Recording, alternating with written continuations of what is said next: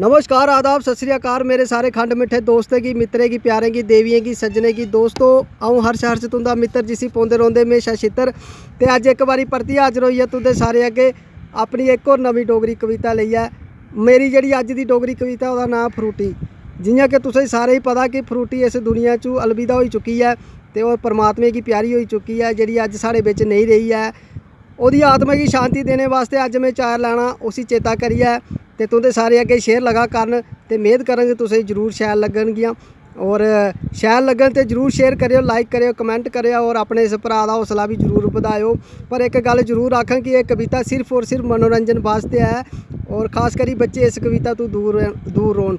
शुरू करने आ कविता ते गौर फरमायो दोस्तों।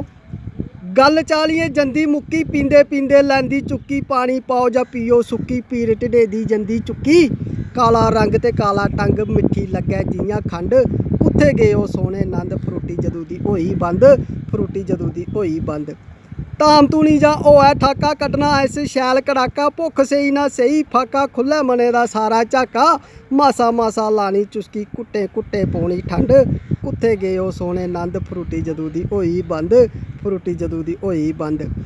बड्डी पियो जां पियो लोकी, पीए औनी निग्गर चौकी, गल कुसै ने जेकर टोकी, जान छुड़ानी कुन्नै सौखी, पीए लम्मे रोना पेई, पीए लम्मे रोना पेई, धुप्प लग्गै ना लग्गै ठंड, कुत्थे गए ओ सोने नंद, फ्रूटी जदों दी होई बंद, फ्रूटी जदों दी होई बंद। कदे कदे ते मैमी पींदा, कदे कदे ते मैमी पींदा, पीए दुख दिले दे सींदा, इस्सै बेड़ी लाई बन्नै हल्ली धोड़ी तागै जींदा, हूनी बचदा सही होंदा, हूनी बचदा सही होंदा, दंदे कन्ने बज्जन दंद, कुत्थे गए ओ सोने नंद, फ्रूटी जदों दी होई बंद, फ्रूटी जदों दी होई बंद।